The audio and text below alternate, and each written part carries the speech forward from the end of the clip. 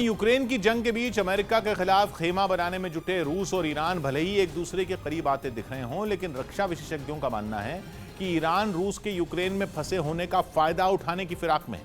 Iran की नजर Syria पर है, वो सीरिया जो सोवियत संघ के वक्त से ही रूस के पाले में है और वहां राष्ट्रपति बशर अल असद की सरकार की मदद करने के लिए रूस ने अपनी सेना उतारी हुई है ताकि सीरिया की सरकार को विद्रोहियों से बचाया जा सके। इसके लिए रूस ने अपने 63,000 से ज्यादा सैनिक सीरिया में तैनात किए हुए हैं और इसी वजह से सीरिया पर रूस का अच्छा खासा दबदबा है। लेकिन इस मिशन में रूस अकेला नहीं है। रूस और ईरान सीरिया में एक ही तरफ से लड़ रहे हैं, सीरिया की सरकार की तरफ से।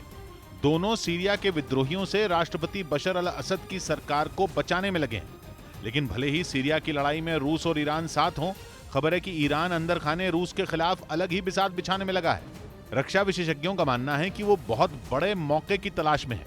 ईरान की नजर इस बात पर है कि कब रूस सीरिया से निकले और वहां की मलाई ईरान को अकेले खाने को मिले।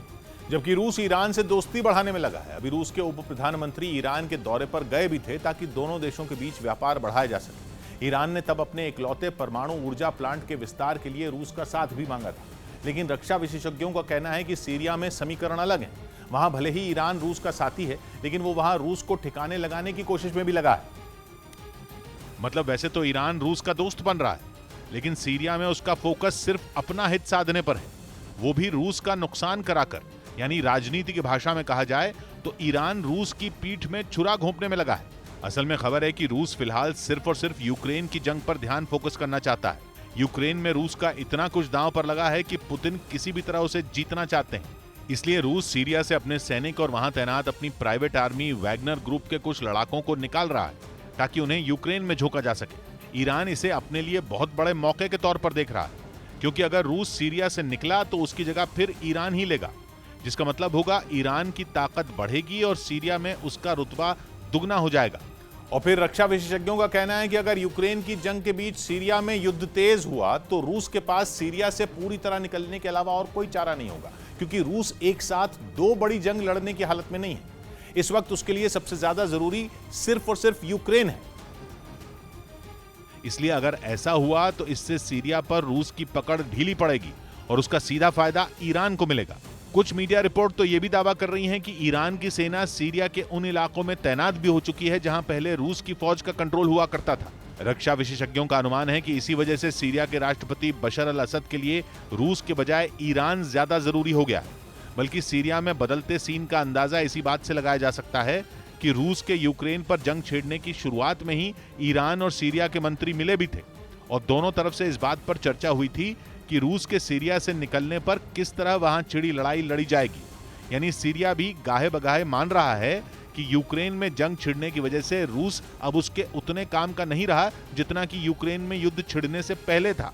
और तो और सीरिया के लिए अब सवाल सिर्फ अपने यहां विद्रोहियों से लड़ने का ही नहीं रह गया है, बल्कि उसके यहां तेल की भयानक किल्लत ने भी उसे ईरान की तरफ मुंह मोड़ने को मजबूर कर दिया है।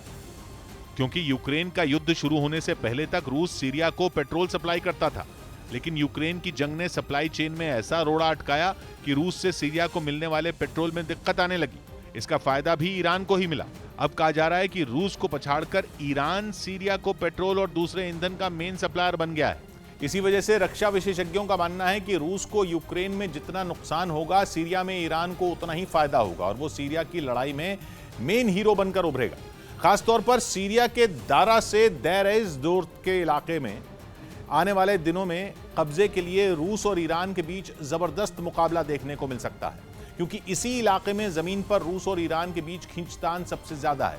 लेकिन अगर रूस सीरिया से निकल भी जाए तो भी ईरान के लिए लड़ाई इतनी आसान नहीं होने वाली, क्योंकि ट्विस्ट यह है कि यह इलाका अमेरिका और इजराइल के निशाने पर भी है और ईरान अमेरिका और इजराइल दोनों का कट्टर दुश्मन है।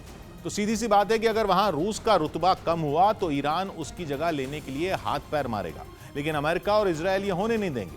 वो वहां ईरान के ठिकानों पर अपनी एयर स्ट्राइक बढ़ा देंगे।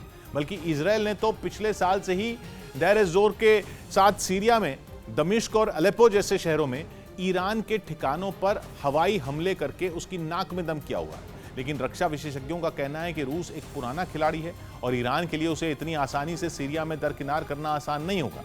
यह बिल्कुल साफ भी है, क्योंकि रूस ने भी सीरिया में इजराइल के ईरान पर हमलों को एकदम खुलकर नहीं रोका। इससे उसने एक तीर से दो निशाने साधे। पहला तो इजरायल को भी नाराज नहीं किया और ईरान को भी कंट्रोल में रखा।